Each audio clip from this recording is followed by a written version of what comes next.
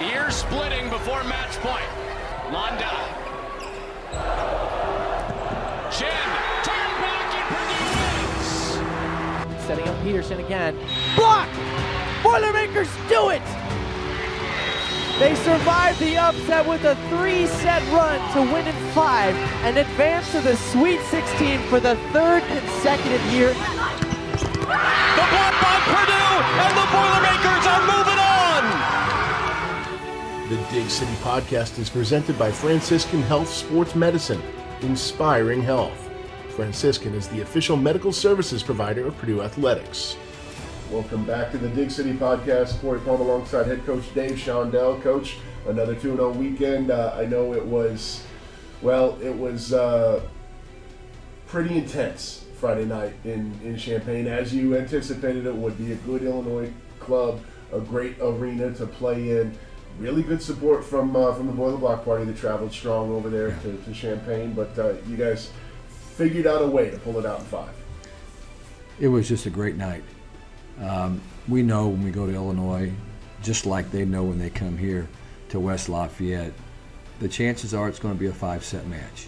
Why that rivalry has become what it is, maybe because just proximity, that two good schools that are fairly similar in how they go about doing things, both athletically and academically.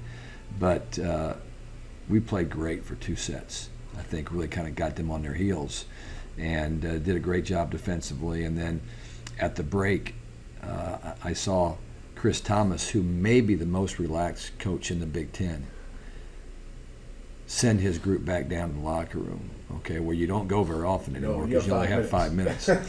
And so I knew that he was going to, read them the riot act down there. And when they came back, they were a different team. So, credit their program for recognizing what they needed to do. We could have won the 3rd set. I mean, we got down, but we came back and tied it up and looked like we were in a position with the momentum. But they closed the door. They jumped on us in the 4th set early and throughout, and then they were up 7-3 in the 5th. Yeah. And I'm already thinking about what's the post-game conversation going to be like if we don't win this thing. But this is a team that wins close sets. They win close matches. They battled back, and Emma Ellis started the match and did pretty well. We took her out when things started to go south in the 4th, but she plays with this mentality, this attitude. When things get tough, she rises. So we put her back in the 5th, and fortunately we did, because she made some big plays throughout that 5th set, and especially down the stretch. So a great win, and on top of that, the Boiler Block sends about 60 people over there, and their presence was known in Huff Hall. And Huff Hall holds about over 4,000. They probably had about 3,600 in there on that night, but nobody was a bigger factor than the block party was that night. We're so thankful to have a student group that loves our volleyball team, and we reciprocate that as well. But they were a factor, and we're happy that they made that trip. Well, and your team went up and celebrated with them a little bit afterwards. The traditional, lap of high fives, and they had to find, and they forced him to go up in the very tip top of the venue, but it didn't matter. It didn't matter, and they had a ball, and that's what's great, is having those kind of experiences as students. It makes you want to come back and do it some more. So hopefully we'll have some more road trips for them, and tonight a midweek match with Iowa, and we're going to need them bad tonight. Yeah. Badly, we need them.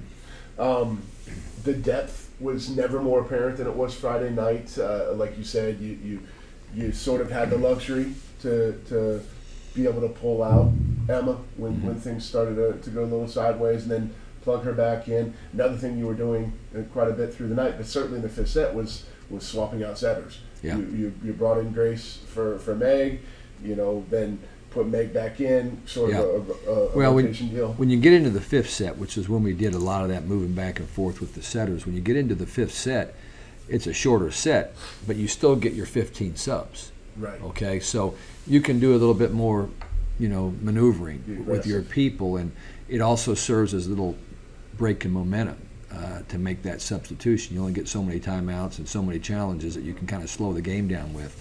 So when you get in that 15th, you better be creative. You have to be prepared to be creative.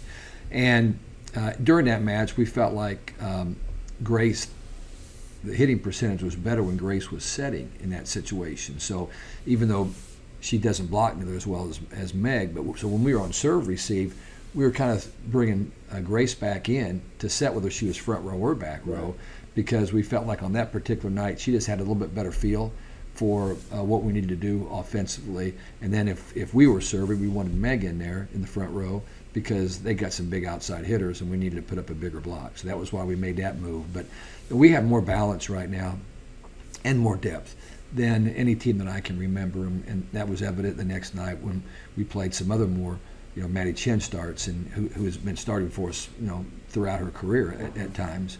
And then Lourdes Myers gets an opportunity to start her first match. She's been here 3 years, and again, the story real quick on Lourdes is she had an injury when she got here, came in with an injury, so she redshirted medically the first year, had a COVID that second year. So she still has 4 years. This is just her freshman year of eligibility. So that was the first match she'd ever started. She played some this year, but that was the first start for her in her career, and she responded really well by going 6 for 9 offensively and 3 blocks. And she's just kind of changed her whole mentality and the way she operates, and she's so much more engaged and involved in what we're doing as a team and more vocal, and that's the key. You can't come in and just be your own person. You've got to be part of the team, and it's not that she doesn't want to. She just has got kind of an aloof operation. She lives by herself. She kind of likes to be by herself, but you can't be a great teammate and not be willing to give and take with your team. So cool to see a player like that, a young woman, develop and understand that and really grow into that. She was fantastic on Sunday. And let me make this clear. She wants to be a great player. Yeah. And she wants this team to be super successful. She is 100% bought in. But sometimes there's a process of making yourself become the kind of player that you have to be if you want to reach that kind of performance. Yeah. You grow when uncomfortability leads to growth. Yeah. Hopefully is the approach there, and it certainly looks like she's growing. You guys make pretty quick work of Rutgers, 3 sets, a little over an hour. The match took on real time. It seemed like it was a lot longer than that. It was a good Rutgers performance. It was, in my opinion. Set 1 was close. Set 2, they led most of the way. Yeah, and we were set up for a flat performance. It's what some people might call a trap match, because you just get done beating Illinois 36 hours earlier, and now you're playing a team that everybody in the world thinks you're going to just go right through. And so as a coaching staff, you do everything you can to try to prevent that. And you talk about how good Rutgers is playing in this match and in that match, and all you can do to make sure that your group's ready to play. And we had some good performances, but we also didn't block very well, which serves as motivation moving forward. Something to focus on, something to coach them up. That's another instance, we've talked about it a lot this year because it's worth talking about a lot. You had that extra day of prep, that extra reset. You said it's kind of a trap match, maybe even more so if you're playing on 24 hours instead of 48. No, I agree, and I think that there's a lot of things that are interesting in the NCAA right now. There are still some conferences, and even one in the Power 5, that is playing back-to-back the same team, like we did during the COVID year. And it has some benefits. Yeah, it has some benefits financially, has some benefits on taking some of the stress off of the preparation, because all you do is making a few adjustments the next day. You're at the same place, and so you're having to prepare less during the course of the season. But I think when you play the same team back to back at the same place, there's more opportunities for a split than there is if you play somebody in October and then you play them again in late November. That the better team would win more often. So it'll be interesting to see how that plays out, across the country. But for us, the Big Ten has shifted because of TV, primarily, and because volleyball has just become more respected in our own league. That we're not playing back-to-back nights very often. Some teams are still doing that. Just kind of depends on how the schedule shapes up, and we might do it once this year. But for the most part, we're going to go either Wednesday, Saturday, or Friday, Sunday, and that gives us that little break in between, as much as anything, emotionally, to wind down and then gear back up for a different team, but also for coaches and players to prepare better for that team you play the second time. You mentioned already you take on the Hawkeyes tonight. We're taking this on Wednesday morning, so Right. so Let's get it out quick. taking on the Hawkeyes. That's Yeah. what I was going to say. Quick turnaround from what was an emotional weekend. Again, big win, good bounce back. Not really a bounce back win, but response win on Sunday, and then you've got 2 days of prep to get ready for your next week, which is the Hawkeyes here, followed by Wisconsin coming to town on Saturday night. Yeah, two things. Everybody's bouncing back and playing quick after their last match. So it's not like you're the only team in the Big Ten that's doing it. Everybody's doing that. Second thing is on this particular match, we played Iowa. What was it, a week and a half ago? Yeah. I can't remember when it was. It goes fast, but I think about a week and a half ago. So it's not like we got to reinvent the wheel. They played us tough up there. They took the second set from us and competed with us pretty well in the other ones in that particular match. So we know they can play with us, and we hope we learn a few things there that we can do a better job against them with. It's on our home boards, so that should help us a little bit. But we expect a real battle tonight from an Iowa team that still has not won their first Big Ten match, but they played some pretty good opponents. And so I expect a good match tonight. I just hope our team comes out ready to play. Yep, 6 o'clock on the Big Ten Network. If you're listening to this Wednesday afternoon and you don't already have your tickets to the sold-out match, you can watch it there. Then you guys turn around and welcome Wisconsin in top 10 matchup here on Saturday evening. Now, a programming change on that was initially intended to be broadcast live on the Big Ten Network. It will be on Big Ten Plus. The network had to shift some things around, and unfortunately that matchup, which is going to be fantastic, got the short end of the stick. Well, that happens sometimes, and it was basically because of a move with football. Originally, I think the Ohio State game, whoever they're playing in football, is a pretty decent match. Yeah. Decent game was going to be in the evening, and then they flip-flopped that and moved that into the afternoon, and so anyway. Yeah, a lot of puzzle pieces. I credit the Big Ten Network because they called. Michael Calderon called and talked personally to me and to Kelly Sheffield about why they had to do it, because they really wanted that match on TV, but some things you just can't control. The almighty dollar is going to control things, and so that was the case. But it's going to be a great match whether it's on TV or not.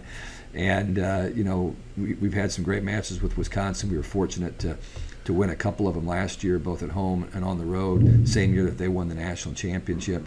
Both teams replaced a lot of players. Yeah. This is two totally different teams that are going to lock horns in Holloway Gym on Saturday at 6 o'clock. And again, that's a match that it was scheduled for 8, but it's got moved to 6. Yeah. So make sure that our fans are aware of that and they get here early for what should be a good match. We'll have some alumni. It's our alumni day. We got about 25 alumni that are going to come back to celebrate with us. So a lot going on this week for sure. Yeah. The Dig City podcast is presented by Franciscan Health Sports Medicine, inspiring health. Franciscan is the official medical services provider of Purdue Athletics. Now back to the show. A lot going on around the country this week as well. The last several weeks, I know we talked about your spot on the coaches voting committee for the ABCA. What's that process been like the last couple of weeks with all of the shakeup? There's been a lot of upsets in Colorado. Yeah, this week not quite as much as there has been, but it's been really a challenge to kind of look at every team that's worthy and then go back and check their results, not just the last couple of weeks. You got to go back and check their whole season, because it gets pretty tough to figure out who you're going to put when you get down to some of those final spots. But I just think our fans might be interested that Central Florida, who has been a mid-major, but now they're going to go into the Big 12 very soon. They're undefeated. They've got a kid named Melville who we used a lot like Caitlin Newton in the past, just set a ton of balls to. She's one of the top point scorers in the country. They're 12-0. Their RPI is 7 in the country. Wow.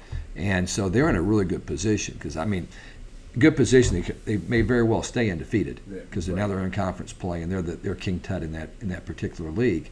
Now their RPI will go down because they're going to play some teams whose records aren't going to be quite as good.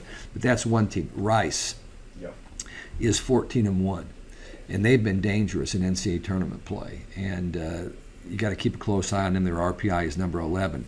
Here's a team you haven't heard from in a long, long time in the sport of volleyball. Houston. Houston's RPI right now is 19. They're 13-2. And an interesting tidbit about them, and it's not official yet, but we are mapping out plans for a 4-year tournament contract with Kentucky, SMU, and Houston. So Houston's a team that is really on the rise, which is good again for RPI and going to give us some great competition. But we're hoping that we'll get that deal. Bowling Green, a team that we played right out of the MAC, we felt like they were going to be very, very good. Their RPI is 29. They played a monster schedule. They've won their share. They're right in it. And then some Power 5 teams that are on the rise as well. Colorado right now is 11-3, doing well in the Pac-12. Their RPI is 31. Northwestern, the Wildcats, who have not been in an NCAA tournament for a long, long time. Keeler Chan got them into that maybe 10 years ago. They let him go. They hired Shane Davis, and he has not gotten there. This might be his 5th year. He's got a really talented team. They beat Minnesota in 5 at Minnesota. Lost a really tough match this past weekend to Michigan, but they're a team that's ranked 35 in the RPI. And is going to make some noise. And then another one is Texas Tech.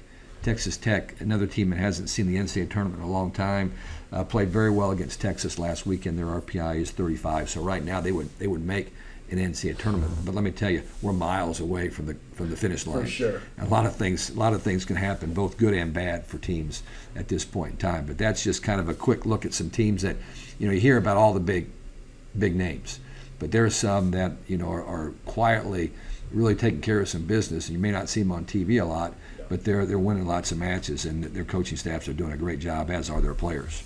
You make a great point right there. You might not see them on TV a lot. A lot of conferences have not invested quite like the Big Ten Conference has, or like the Pac-12 Conference maybe has. How do you see them as a voter? Well, stream. I mean, they're on. You can see everybody. Even last night on a Tuesday, I get on, and of course, being so young and technology savvy like I am, I'm on Hulu, and so I realized I could save on both places. I could save a ton of money by getting off the cable and getting onto Hulu. So we did that, and you click the right buttons, and you'll get every volleyball match that's being streamed out there. And last night there were several of them. There's a team I didn't even mention, Davidson, out of the Atlantic 10, in the last 2 weeks, beat Dayton, who's picked to win the league, and they beat VCU, who's picked second. Okay. And I watched some of that match last night with Davidson and VCU. It was being streamed. Almost every match is being streamed for the most part, unless it's just some difficulty somewhere. And so you can get on there on a night, like on a Wednesday night or a Friday night or a Saturday night. It just keeps going. The list just keeps going on and on and on and on. So that's how I get a chance to watch some of these teams. And with that coaching poll, I try to take most of my jobs pretty seriously, but I think it's important that you do your job. And so I do look carefully, and it doesn't mean I get it right. I might have some bias, that you can't control. Sure. But that's kind of where I am with that. I know that there's never been a better time to be a volleyball fan than there is right now, because of the sheer volume of matches available, for sure, and the quality of play, it seems, is just ratcheting up every week. That's the thing. It's just, you look in the Big Ten, and just talk quickly about the Big Ten Conference. Yeah. We have 7 teams in the top 15 of the RPI. That's virtually half the teams in the top 15 are from the Big Ten Conference. And then even below those 7, there's teams that are making considerable noise. Illinois, obviously, they're not in the top 15. Okay, they're not in the top 50, but they take us to 5. Then they go to Wisconsin. They take the Badgers to 5. They're going to beat some good teams this season, and they're clearly an NCAA tournament team, but doubtful that they're going to make it at this point unless they start pulling some of those upsets, which they could do, which they very well could do. I'm happy we only play them one time, and we snuck out of there with a win over at Huff Hall. But Maryland can beat some people. Indiana took Ohio State to 4 last weekend. They hammered Iowa. So Indiana's a good serving team that is playing with real purpose right now. Michigan State got a win over Maryland. There's not that big gap between the top 5 and the bottom 5 like you might have seen in the past. And as it relates to the Big Ten in the top 25, it's Nebraska 3, Purdue 5, Ohio State 6, Wisconsin 7, Minnesota 11, Penn State 13. Rounding out those in the top 25, Michigan at 24, Northwestern, Illinois both receiving votes. Yeah. So it is kind of the constant. 8 or 9 teams are going to be receiving votes or ranked in the Big Ten, and sort of it becomes a kind of a not really a self-fulfilling prophecy to a degree, where you're constantly playing someone who's highly successful, and it just sort of a rising tide lifts all boats in that regard. Well, you hope so. Although once you get into conference play, the hope is that your league has done very, very well in non-conference. Okay, and there's been years where the Big Ten is scheduled so tough that they haven't won a lot of those, or something was going on at some of the programs, and that the RPI didn't continue to help you. But generally speaking, once we get into our league play, we're gonna, as long as you're winning your fair share, your RPI numbers are going to hold pretty steady, as long as you're winning your fair share. Yeah. You guys tied with Nebraska atop the league standings after 2 weeks at 4-0. Michigan, Wisconsin, and Ohio State all 3-1. Penn State, Minnesota, Indiana, Illinois 2-2. So really too early to judge anything, because a lot of it is who have you played. Who you've played. And I know that the back half of our schedule is more challenging than the front half, both in home and away matches. We have 4 away matches in the front half of our slate, and then 6 in the back half on the road. The competition, just on paper, is a little bit better toward the end. Obviously, we've played Illinois and Minnesota so far, and we're going to play Wisconsin all in the first 3 weeks. That's not too bad. But every team is capable of beating. All you can do, the theory, the philosophy that we always take, one match at a time. Yeah. We haven't mentioned Wisconsin, okay, to our team. We haven't. I mean, I've looked at some tape after I got confident that we did all we could do on Iowa. Then we moved to Wisconsin as far as a coaching staff, but we don't even mention them until we played the match. The match is over before we play them. So big week for us, like they all are. And again, play one match at a time, and just know every match is going to be a brawl. And you got a chance to win, you got a chance to lose. So you better lace them up. Absolutely. Boilermakers take on the Hawkeyes tonight in the Holloway Gym, Wednesday night in Holloway Gym, then Saturday with the Badgers also coming to Holloway. Coach, I think we'll leave it right there for this week. Both matches at 6 p.m. 6 p.m. both. Which I think is great, because then it gives you that's the kickoff to your evening. Yes. Okay. And sometimes when they're at 7 or at 8, it stretches into the time. You might want to be socializing with your neighbors or your friends. And this way, at 6, most matches are done by 8. Yep. Big Ten sometimes stretch a little longer because they're always pretty close. But it's a good start time. I almost feel like that's an ideal start time. And without TV, it'd be a good time to start every match. Yeah. Thanks, Cory. Thank you, Dave. Good luck, and boiler up. Boiler up.